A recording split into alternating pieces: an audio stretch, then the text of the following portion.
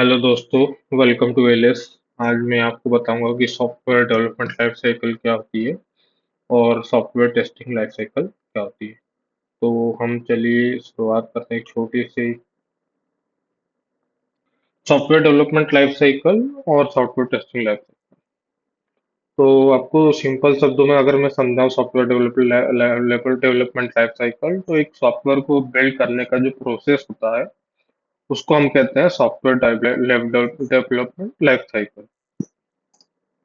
तो एक सॉफ्टवेयर कैसे बिल्ड होता है, कोई कंपनी में कोई सॉफ्टवेयर कैसे बिल्ड होता है। सबसे पहले क्या होता है कि वहाँ के जो बीए होते हैं, बिजनेस एनालिस्ट होते हैं, वो रिक्वायरमेंट को गैदर करते हैं। जैसे वो सर्च करते हैं कि कोई क्लाइंट के लिए कोई प्रोजेक्ट को सर्च करते हैं, जैसे किसी क्लाइंट को कुछ बिल्ड करवाना हो, कोई सॉफ्टवेयर बनाना हो, जैसे कोई वेब एप्लीकेशन बनाना हो या मोबाइल एप्लीकेशन बनाना हो या फिर डेस्कटॉप एप्लीकेशन बनवाना हो, तो वो रिक्वायरमेंट को सर्च करते हैं, किसी रिक्वायरमेंट को पहले सर्च करते हैं।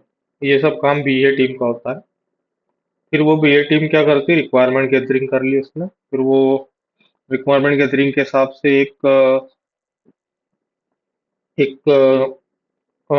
टाइम बनाती, टाइम स्लॉट बनाती है कि ये भाई इतना टाइम में हमारा ये जो सॉफ्टवेयर है ये बिल्ड करके तैयार हो जाएगा। इसमें डेवलपमेंट टीम भी शामिल होती है और जो डेवलपमेंट और टेस्टिंग टीम दोनों शामिल होती है कि कितना टाइम में ये सॉफ्टवेयर बिल्ड हो जाएगा। वो जनरली ट्रैक भी करते हैं कि कितना हुआ है, सॉफ्टवेयर में कितना काम हो गया, और क्लाइंट को एक्सप्लेनेशन देते हैं कि इतना इतना हमको अभी टाइम लगेगा या हमने ये अभी तक बिल्ड कर लिया। सॉफ्टवेयर डेवलपमेंट लाइफ साइकिल भी जैसे एजाइल मेथोडोलॉजी भी होती है, इसमें वाटरफॉल मेथोडोलॉजी भी होती है और बहुत सारी है। लेकिन जो एजाइल मेथोडोलॉजी यूज होती है वो ज़्यादा, सबसे ज़्यादा कंपनियों में यूज होती है, जो बेसिकली फ्लेक्सिबल होती है। अभी सबसे पहले हम बात करेंगे सॉफ्टवेयर डेवलपमेंट लाइफ साइकिल। तो ये बीए ने रिक्वायरमेंट एनालिसिस कर लिया, अंडरस्टैंड कर लिया कि कैसे क्या करना है, कैसा कौन सा सॉफ्टवेयर उनको चाहिए, यूजर को, क्लाइंट को कौन सा सॉफ्टवेयर चाहिए। उस हिसाब से वो सॉफ्टवेयर की understand what they build wants to build ये स्मूथ। अब सेकंड फेज होता है एनालिसिस की। इसमें सर्च करते हैं कि भाई इसमें कितना टाइम लगेगा और कितना एक्सपेंसेस लगेगा, कितना, कितने क्यूए टीम चाहिए, कितने क्यूए मेंबर चाहिए, कितना डेवलपमेंट मेंबर चाहिए। ये सारा कुछ एनालाइज करके उसको एक रिपोर्ट बना देते हैं। और वो जीरा में जैसे हम ट्रैक होता रहता है कि भाई कितना भी हुआ है काम, कितना नहीं हुआ है, वो प्रोजेक्ट मैनेजमेंट टूल होता है। अब डिजाइन टीम आती है थर्ड फेज में। ये डिजाइन टीम क्या करती है, यूआई डिजाइन करती है, जैसे सामने का लुक कैसा होना चाहिए। जैसे अभी मेरे लैपटॉप में ये लुक है, यहाँ पे बैक बटन है, ये बटन है, यहाँ पर ये आपको सब दिख रहा है। तो ये सब बेसिकली यूआई होता है। यूआई मतलब उसको कैसा डिजाइन दिखता है, जो आपको सामने जब एप्लीकेशन आप यूज करते हो उसका जो भी डिजाइन होता है वो आपको दिखता है कि उसका कितना, मतलब कौन से बटन है, कितने बटन है, कहाँ पे बटन है, ये सब UI team team Figma design करती है। मैं आपको इसका एग्जांपल दिखाऊं अगली वीडियो में कि फिग्मा कैसे दिखता है, या मैं अभी दिखा देता हूँ आपको Figma, how Figma look like. तो ये होता है फिग्मा, आप देख सकते हैं यहाँ पे। ये टी में नहीं है image, इसलिए मैं दिखा रहा हूँ। तो बेसिकली वही है कि आपको ये इस पेज के जाने के बाद ये जो आने वाला है वो ये रहेगा। सेकेंड पेज में जो इस फंक्शनैलिटी के अंदर जाओगे तो ये फंक्शनैलिटी होगी। इस तरीके से जो यूआई होता है वो डिजाइन करता है, यूआई टीम डिजाइन करती है। अभी हमारा कहाँ गया है ये। तो ये डेवलपमेंट टीम उस यूआई को देख के समझती है कि भाई उनको इस तरीके का यूआई एप्लीकेशन में चाहिए। तो फ्रंट एंड टीम और जो बैक एंड टीम होती है, या जो जिनको फ्रंट एंड और बैक एंड दोनों आता है, फुल स्टैक पूरा जिसको बोलते हैं, तो वो क्या करती है, उस डिजाइन को इम्प्लीमेंट करती है, उसको पूरा बनाती है उस टाइप से।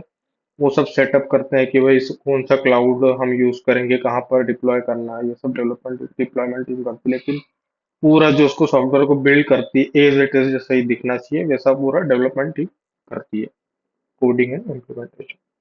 टेस्टिंग टीम आती है फिफ्थ फेज में। टेस्टिंग टीम क्या करती है कि कोई फंक्शनैलिटी, मान लो लॉगिन करने की फंक्शनैलिटी, तो वो सही तरीके के वर्क कर रही है नहीं, या फिर होम बटन का जो डैशबोर्ड है उसमें कोई फीडबैक का ऑप्शन है, वो फंक्शनैलिटी है, वो फंक्शनैलिटी कोई ठीक से काम कर रही नहीं, ये सब टेस्टिंग टीम का काम होता है। टेस्टिंग टीम को मैं और एक्सप्लोर करूंगा क्योंकि मुझे जो ज़्यादा नॉलेज वो टेस्टिंग में ही है। तो टेस्टिंग टीम क्या करती है, जैसे मान लो लॉगिन का एक लॉगिन का आपको एक एग्जांपल दे दिया मैंने, तो उसके लिए क्या क्या टेस्ट केसेस होते हैं। तो लॉगिन के लिए टेस्ट केसेस पॉजिटिव भी होते हैं, नेगेटिव भी होते हैं, और कुछ एसक्यूएल इंजेक्शन वगैरह भी होता है। सो क्या करती है testing team, generally positive test cases के अंदर valid name, valid user name, valid password डाल के चेक करेगी कि वो फंक्शनलिटी काम कर रही है। नेगेटिव टेस्ट केसेस में आते हैं जैसे वैलिड यूजर नेम है बट इनवैलिड पासवर्ड है, या इनवैलिड यूजर नेम है या वैलिड पासवर्ड है, या दोनों इनकरेक्ट है, या फिर कोई किसी ने एसक्यूएल इंजेक्शन फायर कर दिया, जैसे कोई क्वेरी फायर कर दी यूजर नेम की जगह। तो ऐसा ना हो कि डेटाबेस में जाके उसने कुछ चेंजेस करना है। ये सब टेस्टिंग टीम का काम होता है, ईच एंड एवरी फंक्शनलिटी को एक्सपेक्टेड रिजल्ट से एक्चुअल रिजल्ट तक ले जाना। ठीक है।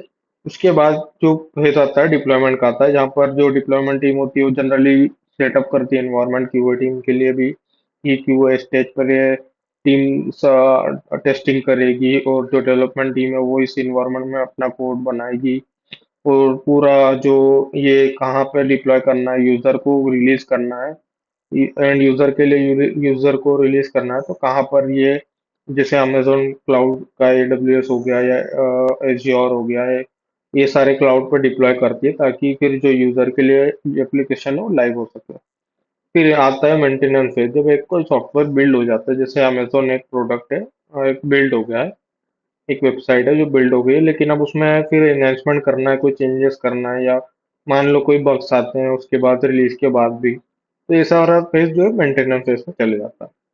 अभी हम समझेंगे सॉफ्टवेयर टेस्टिंग लाइफ साइकिल क्या होती है। अब ये तो सॉफ्टवेयर डेवलपमेंट हो गया, लेकिन जो टेस्टिंग टीम है उनके लिए एक particular software testing life cycle होती है। इसमें जनरली क्यूए जो लीड होता है वो इंटर रिक्वायरमेंट को अंडरस्टैंड करता है कि भाई कितना टाइम लगेगा इसका, और ये मतलब क्या रिक्वायरमेंट है, किस तरह के उस तरह से सॉफ्टवेयर पूरा डिजाइन है या नहीं, रिक्वायरमेंट के हिसाब से सॉफ्टवेयर पूरा मतलब जो यूआई में है या वो उसमें सब सारी फंक्शनैलिटी है या नहीं, ये सब चेक करता है, रिक्वायरमेंट को एनालिसिस करता है कि सॉफ्टवेयर में क्या क्या फंक्शनैलिटीज होना चाहिए। उसके बाद आती है टेस्ट प्लानिंग। टेस्ट प्लानिंग में जनरली क्या होता है कि जब आप कितना टेस्ट स्ट्रेटेजी, मतलब किसको कितना टाइम लगेगा टेस्ट करने में, कितना एफर्ट लगेगा, कितना जो टेस्ट प्लानिंग में कितना कितना समय, या ये सब एफर्ट या शेड्यूल या टेस्ट स्ट्रेटेजी, ये सारा कंसिडर होता है। उसके बाद आता है test case designing. Test case designing में generally expected result, actual result, test data, और test case description, test case ID, ये सारा जो पूरा टेस्ट केसेस का डिजाइन होता है, ये सारा पहले सेटअप किया मतलब बना लिया जाता है कि भाई इस फंक्शनलिटी में ये टेस्ट केसेस होंगे। फिर जनरली आता है इन्वायरमेंट सेटअप, कि भाई आप टेस्ट इन्वायरमेंट कहाँ पर करोगे, जैसे क्यूए स्टेज पे करोगे, ये कोई कोई इन्वायरमेंट हो जाता है कोई वेबसाइट का, तो कहाँ पर आप टेस्ट करोगे, वो सारा इन्वायरमेंट सेटअप में लग जाता है कि भाई, और क्या क्या टूल्स एंड टेक्नोलॉजीज यूज लगेगी, वो सारा इन्वायरमेंट सेटअप के अंदर आया। टेस्ट केस एग्जीक्यूशन, इसमें क्या होता है जनरली, जब टेस्ट केस पूरा बिल्ड हो जाता है उसके बाद टेस्ट केस को एक एक करके रन किया जाता है कि भाई ये टेस्ट केसेस सही काम कर रहा है कि नहीं, ये वाला टेस्ट केस सही काम कर रहा नहीं। उसके बाद फिर हम स्टेटस में पास या फेल कर देते हैं, और जो फेल टेस्ट केसेस होते हैं हम उसको डेवलपर को फिर से असाइन करते हैं कि भाई ये टेस्ट केस फेल हो गया, आप इसको फिर से एक बार फंक्शनलिटी को फिर से ट्राई करो क्योंकि इसमें हमको डिफेक्ट दिख रहा है। फिर उसके बाद टेस्ट साइकिल क्लोजर आ जाता है, जिसके अंदर सब पूरा समरी होता है कि आपने क्या क्या टेस्ट किया था, कितने बग्स आपको मिले, क्या क्या हुआ, जितना कितना आपको क्या उसमें कितना टाइम लगा, ये सब सारी कुछ टेस्ट समरी और मैट्रिक्स में बन जाती है। अगली वीडियो में हम बात करेंगे regression testing, smoke testing, sanity testing, और ये सारी फंक्शनल नॉन फंक्शनल टेस्टिंग मैं आपको अगली वीडियो में शो करूंगा। इसके लिए यूट्यूब चैनल ईएलएस को सब्सक्राइब करना बिल्कुल ना भूलें। धन्यवाद।